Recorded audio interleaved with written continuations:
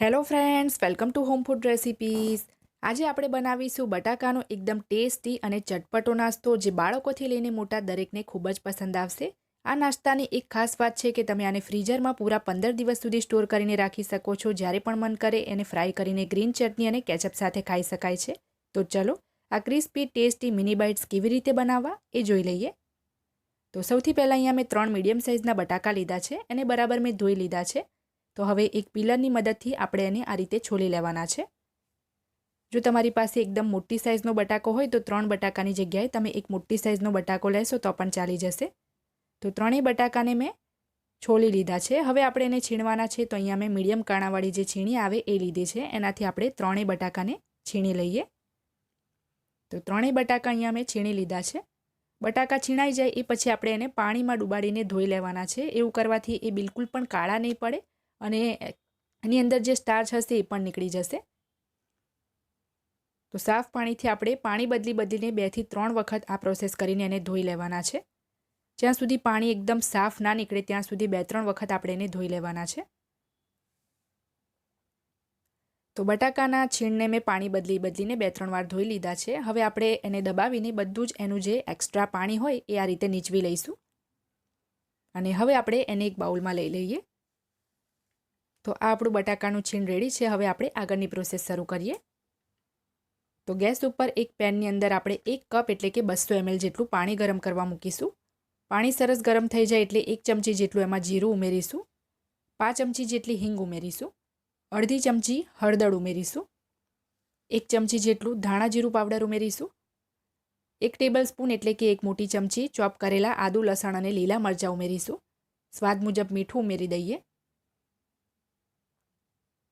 2 tablespoon જેટલા ઝીણા સમારેલા લીલા ધાણા ઉમેરીશું અને અડધી ચમચી જેટલું તેલ ઉમેરીશું. તેલ વધારે નથી ઉમેરવાનું.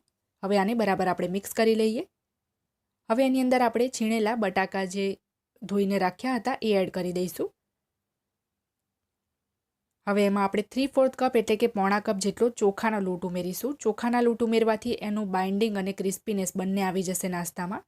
તો બરાબર એને મિક્સ કરીને આ મિશ્રણ પેન છોડે નહીં ત્યાં સુધી 2 મિનિટ એને આપણે કૂક કરવાનું છે. 2 મિનિટ પછી આ મિશ્રણ જ્યારે આ રીતે ગાઢું થઈ જાય અને પેન છોડવા લાગે ત્યારે આપણે અડધી ચમચી એની અંદર ખાંડ ઉમેરી દઈએ અને અડધા નંગ લીંબુનો રસ નીચવી દઈશું. આ રીતે આ નાસ્તો થોડો ખાટો મીઠો લાગશે તો ટેસ્ટ પણ સારો આવશે. તો બરાબર એને આપણે મિક્સ કરી લઈએ. આ આપણું બટાકાનું મિશ્રણ રેડી થઈ ગયું છે. તમે જોઈ શકો છો પેન પણ છોડવા લાગ્યું છે અને આ મિશ્રણમાં બિલકુલ ગાંઠ પણ નથી, એકદમ સ્મૂથ છે. તો હવે આપણે ગેસ બંધ કરી દઈએ. હવે અહીંયા મેં એલ્યુમિનિયમની એક ટ્રેને તેલથી ગ્રીસ કરી લીધી છે. એની અંદર ગરમ જ આ મિશ્રણ આપણે એડ કરીને સ્પ્રેડ કરી લેવાનું છે. તો આ મિશ્રણ જ્યારે ગરમ હોય ત્યારે જ આપણે સ્પ્રેડ કરવાનું છે. ઠંડુ થાય પછી સ્પ્રેડ કરવાનું એવું નથી, ગરમ જ સ્પ્રેડ કરીશું. અને હવે આપણે એને રૂમ ટેમ્પરેચર પર આવે ત્યાં સુધી ઠંડુ થવા દઈએ. તો જ્યારે આપણું આ મિશ્રણ ટોટલી ટ્રેમાં જ ઠંડુ થઈ જાય, રૂમ ટેમ્પરેચર પર આવી જાય ત્યારે આપણે નાના ભાગમાં એને કટ કરી લઈશું.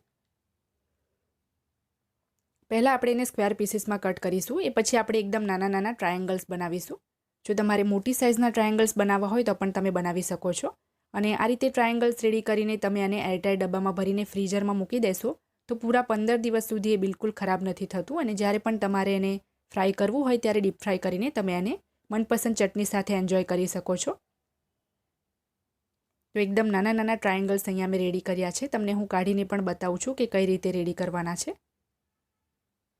તો તમે જોઈ શકો છો મેં બધા જ ટ્રાયેંગલ્સ અહીંયા મિની ટ્રાયેંગલ્સ રેડી કરી લીધા છે. હવે આપણે એને ફ્રાય કરી લઈએ.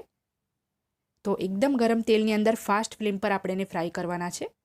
જ્યારે તમે તેલમાં એને એડ કરો તો તેલ એકદમ વધારે ગરમ હોવું જોઈએ, તો જ એ ક્રિસ્પી પણ બનશે અને વધારે પડતું તેલ પણ એબ્ઝોર્બ નહીં કરે. તો તરત એને જારો નથી લગાવવાનો. અમુક સેકન્ડ પછી આ રીતે જારાથી ફેરવતા રહીને આપણે એને ગોલ્ડન બ્રાઉન અને ક્રિસ્પી થાય ત્યાં સુધી ફ્રાય કરીશું. તો 3-4 મિનિટ પછી જ્યારે આપણા મિની બાઇટ્સ ગોલ્ડન બ્રાઉન અને ક્રિસ્પી થઈ જાય તો આપણે એક ટિશ્યુ પેપર ઉપર એને બહાર કાઢી લઈએ. અને આ જ રીતે સેમ આપણે બીજા જે મિની બાઇટ્સ છે એને પણ ફ્રાય કરી લેવાના છે. તો તમે અહીંયા જોઈ જ શકો છો કેટલા ક્રિસ્પી આપણા મિની બાઇટ્સ રેડી થયા છે. ખાવામાં એકદમ ટેસ્ટી છે. તો ફ્રેન્ડ્સ અહીંયા મેં એને ગ્રીન ચટણી અને કેચઅપ સાથે સર્વ કર્યા છે. તમે પણ બટાકાના આ નાસ્તાની રેસીપી ચોક્કસથી ટ્રાય કરજો. રેસીપી પસંદ આવે તો ચેનલને સબસ્ક્રાઇબ કરીને બેલ આઇકન પ્રેસ કરવાનું બિલકુલ ના ભૂલતા, જેથી દરેક નવા વિડીયોની નોટિફિકેશન તરત તમને મળે.